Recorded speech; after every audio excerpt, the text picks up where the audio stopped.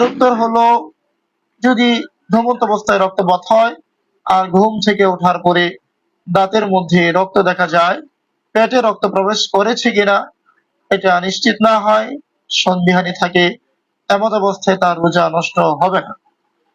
২ নম্বর সুরত হলো, জাগ্রত অবস্থায় দাঁত দিয়ে রক্তপাত হচ্ছে, এমত অবস্থায় দাঁত থেকে বের হওয়া রক্ত যদি থুতুর পরিমাণ অথবা থুতুর চেয়ে বেশি পরিমাণ পেটের ভিতরে প্রবেশ করে, এতে করে রোজা নষ্ট হয়ে যাবে, নতুবা রোজা নষ্ট হবে না। হাদিস অস্বীকার করার যে প্রচেষ্টা, যে যে উদ্দেশ্যে করুক না কেন, এই প্রচেষ্টা হলো দ্বীন অস্বীকার করার প্রচেষ্টা। আসসালামু আলাইকুম ওয়া রাহমাতুল্লাহি ওয়া বারাকাতুহু। নাহমাদুহু ওয়া নুসাল্লি আলা রাসূলিহিল কারীম, আম্মা বাদ। প্রিয় মুসলিম উম্মাহ, আপনাদের সম্মুখে আজ যে সকল কারণে রোজা নষ্ট হয় না সে সংক্রান্ত মাসআলা আলোচনা পর্বের দ্বিতীয় পর্বে নিয়ে এসেছি গুরুত্বপূর্ণ কিছু দ্বীনি মাসআলা, যেগুলো জানা আমাদের জীবনে অতীব জরুরি।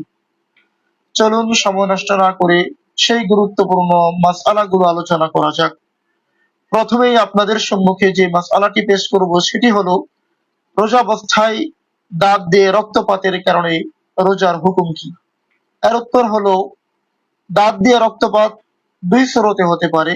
একটি হলো, ঘুমন্ত অবস্থায় রক্তপাত হয়েছে, ঘুম থেকে ওঠার পরে দাঁতের মধ্যে রক্ত দেখা গিয়েছে, এতে করে রোজা নষ্ট হবে কিনা।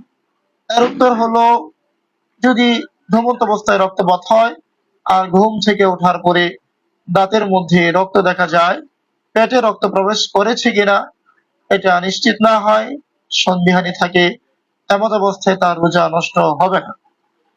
২ নম্বর সুরত হলো, জাগ্রত অবস্থায় দাঁত দিয়ে রক্তপাত হচ্ছে, এমত অবস্থায় দাঁত থেকে বের হওয়া রক্ত যদি থুতুর পরিমাণ অথবা থুতুর চেয়ে বেশি পরিমাণ পেটের ভিতরে প্রবেশ করে, এতে করে রোজা নষ্ট হয়ে যাবে, নতুবা রোজা নষ্ট হবে না। ২ নম্বর মাসালা হলো, নাক দিয়ে রক্তপাতের কারণে রোজা নষ্ট হবে কিনা। এর উত্তর হলো, নাক দিয়ে রক্তপাতের কারণে রোজা নষ্ট হবে না। নাক থেকে যে রক্ত বের হয়ে আসে সেটার কারণে রোজা নষ্ট হয় না। কারণ আগে আমরা মূলনীতি আলোচনা করেছিলাম, শরীরের ভিতরের জিনিস বাহিরে চলে আসার কারণে রোজা নষ্ট হয় না। ৩ নম্বর হলো, পানিতে বায়ু ত্যাগ করার কারণে রোজা নষ্ট হবে কিনা। তার উত্তর হলো, পানিতে বায়ু ত্যাগ করার কারণে রোজা নষ্ট হয় না, তবে এগুলো থেকে বিরত থাকা উত্তম, সতর্কতা অবলম্বন করা উত্তম। ৪ নম্বর মাসআলা, চোখে সুরমা ব্যবহারে রোজা নষ্ট হবে কিনা। তার উত্তর হলো, না, চোখে সুরমা ব্যবহার করার দ্বারা রোজা নষ্ট হবে না। কারণ চোখ থেকে পেট পর্যন্ত অথবা মস্তিষ্কে সুরমা পৌঁছার অথবা ঔষধ পৌঁছার সঠিক কোনো সংযোগ মাধ্যম নেই। এজন্য চোখে সুরমা ব্যবহার করার দ্বারা অথবা কোনো ঔষধ ব্যবহার করার কারণে রোজা নষ্ট হবে না। ৫ নম্বর মাসালা, রোজা অবস্থায় ডায়ালিসিস করা যাবে কিনা। জি, রোজা অবস্থায় ডায়ালিসিস করা যাবে। ২ রকমের ডায়ালিসিস করা হয়।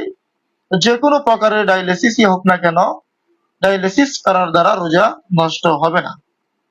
এক রকমের ডায়ালিসিস হলো, রোগের ভিতরে আলাদা নল পুশ করবে, এক নল দিয়ে রক্তগুলো বাহিরে বের হয়ে একটি মেশিনে জমা হবে, মেশিন থেকে রক্তে থাকা বিভিন্ন জীবাণুগুলো দূর করে পরিষ্কার করে অপর নল দিয়ে শরীরের মধ্যে রক্ত পুশ করা হবে, এতেও রোজা নষ্ট হবে না।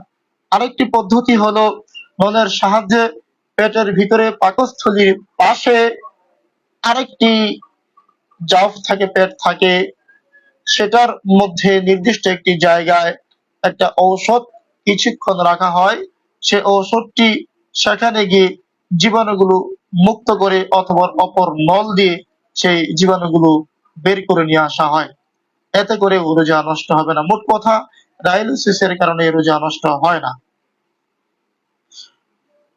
তারপরে যে মশলাটা আপনাদের সম্মুখে আলোচনা করব সেটি হলো, রোজা অবস্থায় মহিলারা ট্যাম্পন ব্যবহার করতে পারবে কিনা, ট্যাম্পন অথবা কোনো ঔষধ রোজাবস্থায় মহিলারা তাদের জরায়ুতে রাখতে পারবে কিনা।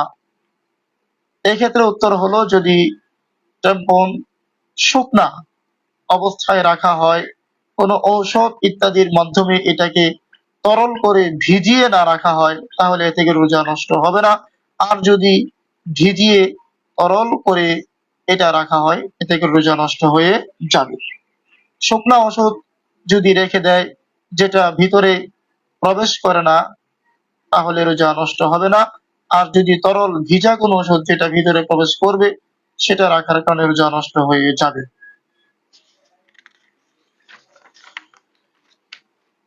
পরবর্তীতে মাসআলা হলো, মহিলাদের জরায়ুতে যদি কোনো ক্যান্সার হয় আর সেই ক্যান্সারটা নির্ণয় করার জন্য কোনো মেশিন তাদের জরায়ুতে প্রবেশ করানো হয়, এতে করে রোজা নষ্ট হবে কিনা। উত্তর, যদি সেই যন্ত্রটি প্রবেশ করানোর সময় ঔষধবিহীন হয়, শুকনা হয়, তাহলে এতে করে রোজা নষ্ট হবে না। আর যদি যন্ত্রতে কোনো ঔষধ দিয়ে বা ভিজিয়ে প্রবেশ করানো হয়, এতে করে রোজা নষ্ট হয়ে যাবে। এমনি ভাবে জরায়ুতে প্রবেশ করানোর পরে যন্ত্রটি বের করলে যন্ত্রটি ভিজা থাকবে, এবং পুনরায় যদি বের করে এই ভিজা যন্ত্রটি প্রবেশ করানো হয়, এতে করে রোজা নষ্ট হয়ে যাবে, অন্যথায় রোজা নষ্ট হবে না। অনিচ্ছাকৃত ধোঁয়া গলায় প্রবেশ করার কারণে রোজা নষ্ট হয় কিনা। রোজাবস্থায় স্মোকিং করলে রোজা নষ্ট হয়ে যায়। এখন কোনো ব্যক্তি স্মোকিং করছে, আপনি তার পাশে বসে আছেন, অনিচ্ছাকৃতভাবেই আপনার গলায় ধোঁয়া চলে গিয়েছে, অথবা কোথাও পাকশাক হচ্ছে, রান্না হচ্ছে, সেখানের ধোঁয়া অনিচ্ছাকৃতভাবেই আপনার গলায় ঢুকে গিয়েছে, এতে করে আপনার রোজা নষ্ট হবে না। অনিচ্ছাকৃতভাবে ধোঁয়া গলায় প্রবেশ করলে রোজা নষ্ট হয় না।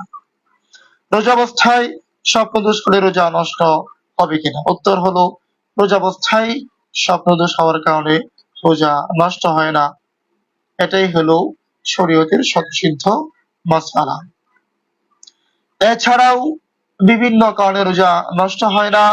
আমরা ইনশাআল্লাহ সামনের পর্বগুলোতে বিস্তারিত আলোচনা করব ইনশাআল্লাহ। আজকে এই পর্যন্তই থাক। অল্প সময়ে আলোচনা করা হলো, ধৈর্য সহকারে শুনবো, উপকৃত হবো ইনশাআল্লাহ। সকলে ভালো থাকবেন, সুস্থ থাকবেন। আসসালামু আলাইকুম ওয়া রাহমাতুল্লাহি ওয়া বারাকাতুহু।